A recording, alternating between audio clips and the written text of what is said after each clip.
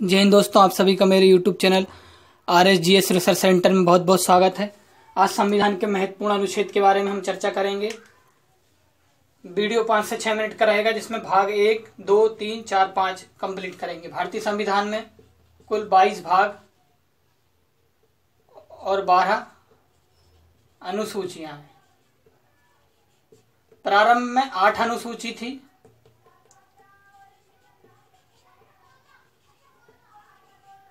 तथा 9वीं अनुसूची, 10वीं अनुसूची, 11वीं अनुसूची, 12वीं अनुसूची बाद में जोड़ी गई। 9वीं अनुसूची मुख्य रूप से भूमि सुधार से संबंधित है और इसमें बनाए गए कानूनों को न्यायालय द्वारा पुनर्विचार नहीं किया जा सकता। मतलब न्यायालय में इन कानूनों को चुनौती नहीं दी जा सकती। लेकिन हाल ही में सुप्रीम कोर्ट के जजमेंट के अनुसार ऐसा कोई भी कानून जो मौलिक अधिकारों का निम्नीकरण या उनमें किसी प्रकार का रुकावट करता है, तो उन्हें भले ही वो 9वीं अनुसूची में उन्हें न्यायालय में चुनौती दी जा सकती। 10वीं अनुसूची दल बदल से संबंधित है, 11वीं अनुसूची ग्राम पंचायत और 12वीं अनुसूची नगर पालिका से संबंधित है। बाकी अन्य अनुसूची के बारे में बाद में कभी चर्चा करेंगे। तो संविधान का भाग 1 में संघ तथा उसके राज्य क्षेत्र के बारे में चर्चा किया गया है, जो कि अनुच्छेद 1, 2, 3 और 4 से संबंधित है। इसके तहत भारत का नाम, मतलब संघ का नाम भारत अर्थात इंडिया राज्यों का संघ होगा। अनुच्छेद 2 में नए राज्यों का प्रवेश तथा स्थापना, जैसे 1975 में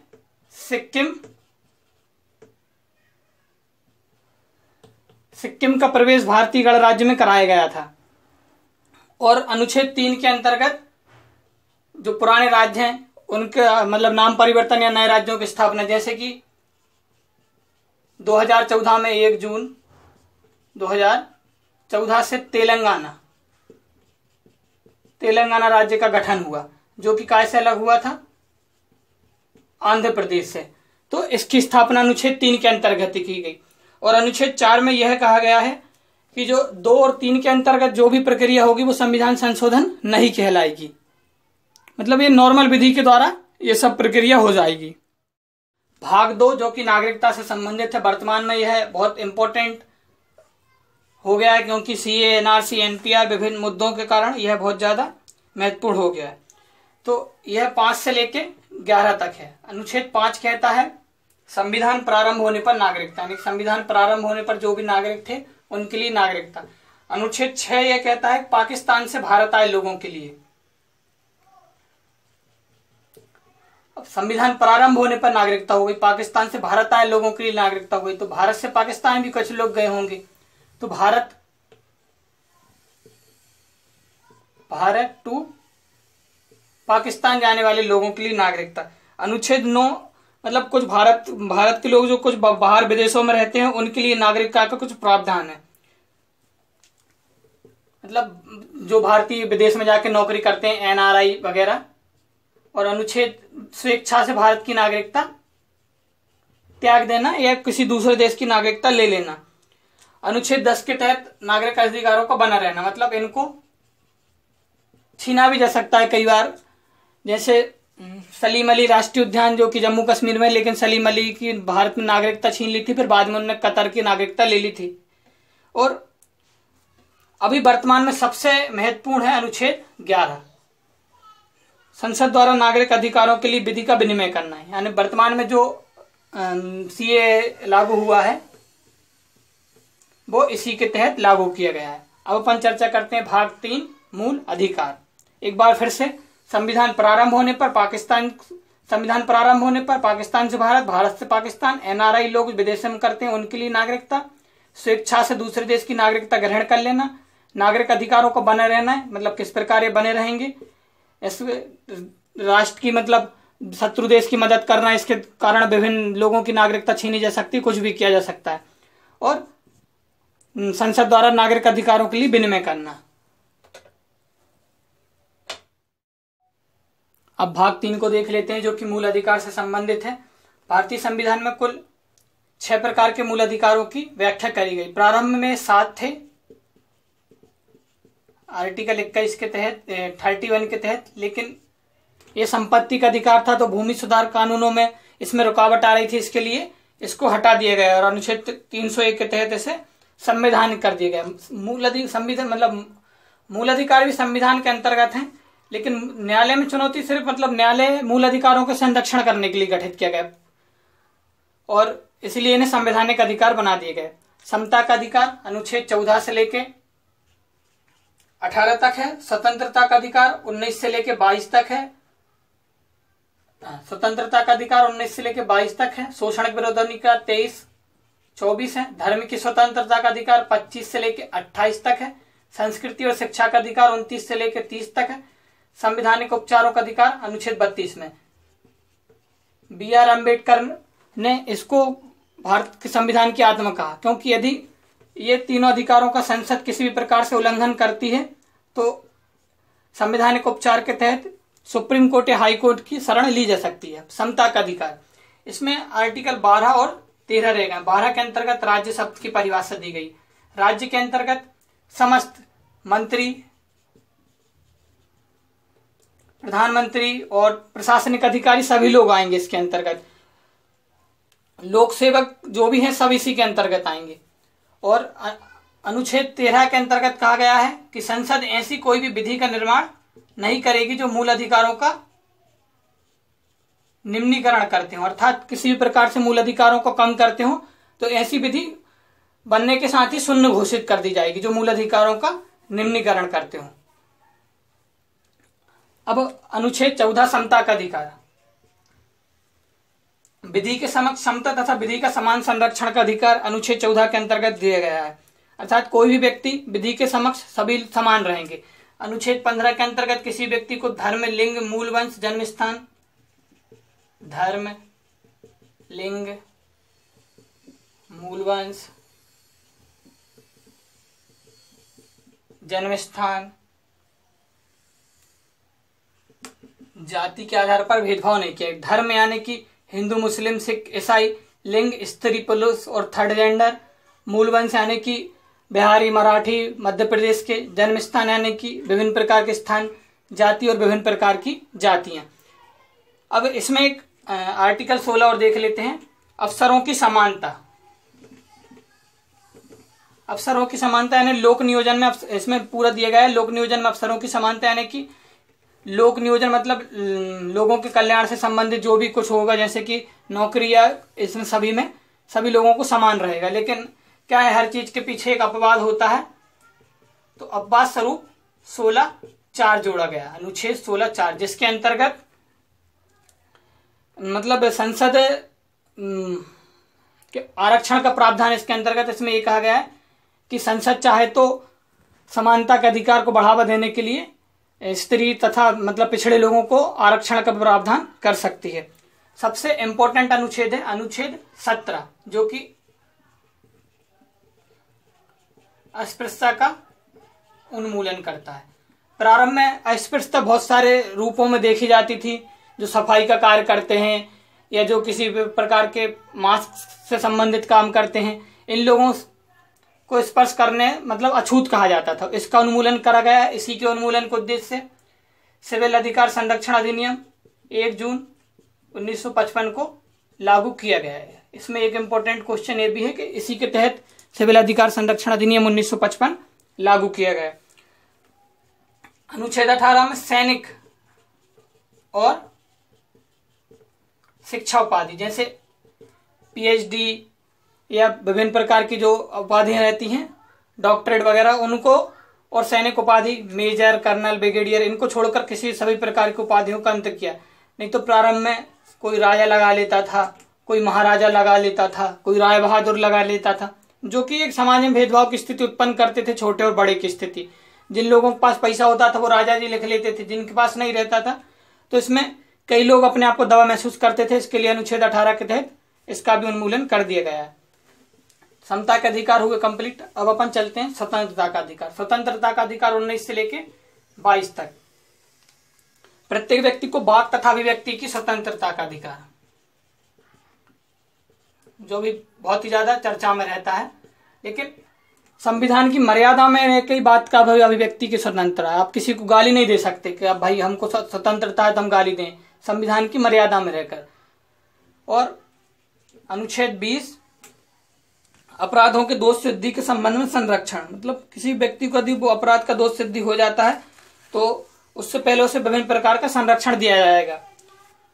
यदि जैसे अदालत में प्रस्तुत होना, वकील की व्यवस्था करना, ये सब। अनुच्छेद 21 जो कि बहुत इंपॉर्टेंट अधिकार है और संविधान का सबसे बड़ा अधिकार यदि समझा जाए तो अनुच्छेद 21 से प्राण तथा दैहिक स्वतंत्रता। प्रत्येक व्यक्ति को अपने प्राण तथा दैहिक स्वतंत्रता का अधिकार है, सभी प्रकार से वो अपने प्राण की स्वतंत्रता कर सकता है। और अनुच्छेद 21 एक ही तहत शिक्षा को मूल अधिकार के रूप में शामिल किया गया। 6 से 14 वर्ष के बच्चों को निःशुल्क तथा अनिवार्य शिक्षा। अनुच्छेद 22 में गिरफ्तारी से संरक्षण का अधिकार है। शोषण के विरुद्ध अधिकार में सिर्फ 2 अनुच्छेद, अनुच्छेद 23 और 24। 23 अनुच्छेद कहता है मानव दुर्व्यापार। प्रारंभ में क्या होता था, राजा को अपनी संतान दास के रूप में बेच देना या पैसे नहीं है तो दे देना, तो इन सब का उन्मूलन इसके तहत कर दिया गया तथा बलाश्रम। बलाश्रम जैसे कि किसी के पिताजी ने कोई कर्ज ले लिया है तो वो कर्ज को बेटा भी चुका रहा है, फिर उसके बेटे भी चुका रहे हैं, फिर उसके बेटे भी चुका रहे हैं। इस प्रकार की समस्या का इसके तहत अनुमूलन कर दिया गया है, निरोध कर दिया गया, प्रतिषेध कर दिया गया है। और अनुच्छेद 24 के तहत कारखानों आदि में बालकों के नियोजन पर प्रतिषेध, क्योंकि क्या रहता है जैसे रेशम उद्योग हैं और सूत काटने के उद्योग, इनमें छोटे छोटे बच्चों की छोटी छोटी उंगलियां रहती, वो अच्छे से उसमें काम कर लेते हैं, लेकिन फिर वो शिक्षा और अपने मूलभूत अधिकार और शारीरिक विकास से पूरा नहीं कर पाते। इसके लिए अनुच्छेद 24 के तहत कारखानों में बच्चों का अधिकार किसी प्रकार के नियोजन पे रोक लगा दी गई। अनुच्छेद 25 से लेकर 28 तक धर्म की स्वतंत्रता का अधिकार। ये 25, 26, 27 और 28। अनुच्छेद 25 कहता है धर्म के अंतःकरण तथा धर्म के अबाध रूप से मानने की मतलब स्वतंत्रता। कोई व्यक्ति अपने हिसाब से किसी भी धर्म को ग्रहण कर सकता है या त्याग कर सकता है और उसका आचरण कर सकता है।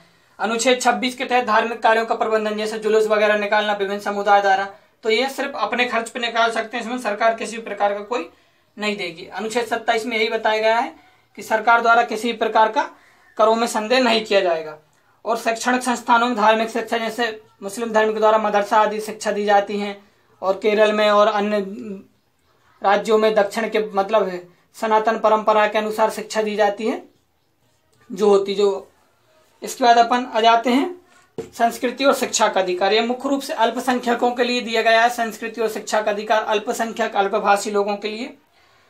अनुच्छेद 29 के तहत अल्पसंख्यक वर्गों का हितों का संरक्षण, जैसे इनकी शिक्षा, संस्कृति, जो कुछ भी है। जैसे मध्य प्रदेश सरकार ने गोंडी भाषा का संरक्षण करने की घोषणा कर दी है। और अनुच्छेद 30 कहता है शिक्षा संस्थानों की स्थापना तथा अल्पसंख्यक वर्गों के अधिकार विभिन्न सिख समुदाय, मुस्लिम समुदाय द्वारा अपने अपने हिसाब से चलाया जा रहा है। अनुच्छेद 31 जो है, जो कि संपत्ति का अधिकार था, वो हटा दिया गया है। और अनुच्छेद 32 जो कि संविधान की आत्मा है, इसके तहत यदि इन अधिकारों का किसी भी प्रकार से मतलब उल्लंघन होता है तो सुप्रीम कोर्ट में जाके इनके लिए मांग की जा सकती। तो संविधान 5 प्रकार की इसमें रिट जारी करता है।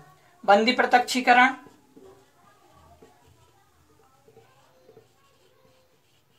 इसके तहत मतलब यदि किसी को जैसे अनुच्छेद 23 के अंतर्गत बलाश्रम यदि मतलब बंदी बना के रखा है तो सुप्रीम कोर्ट ये कह सकता है कि आप हमको हमारे सामने प्रत्यक्ष सामने खड़ा करो। उत्प्रेषण, बंदी प्रत्यक्षीकरण, उत्प्रेषण, अधिकार प्रेक्षा, प्रतिषेध और परमादेश यानी कि हम आदेश देते हैं हमारे सामने लेके आओ। इसके बाद अन्य कुछ अनुच्छेद हैं, जैसे अनुच्छेद 23, 33, 34 और 35। 35 ए भी था जो कि 5 अगस्त 2019 यानी कि नई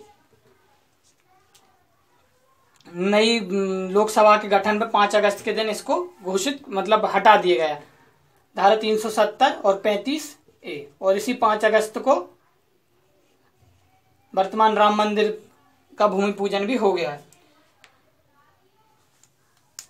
ये भाग मतलब इस भाग से संबंधित वो भाग रखे गए हैं जिनको संसद द्वारा ही मतलब लागू करने की शक्ति है। अनुच्छेद 34 के तहत उन क्षेत्रों के लिए जिन क्षेत्रों में सैनिक विधि लागू हुई है, जैसे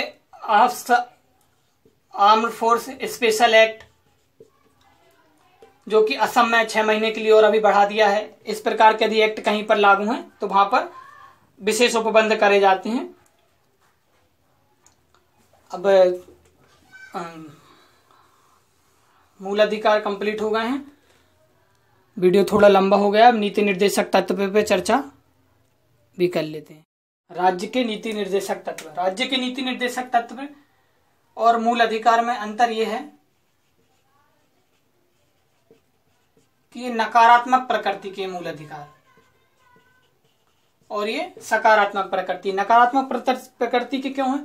क्योंकि इनको लागू करवाने के लिए न्यायालय की शरण ली जा सकती है, यानी कि ये बाध्यकारी है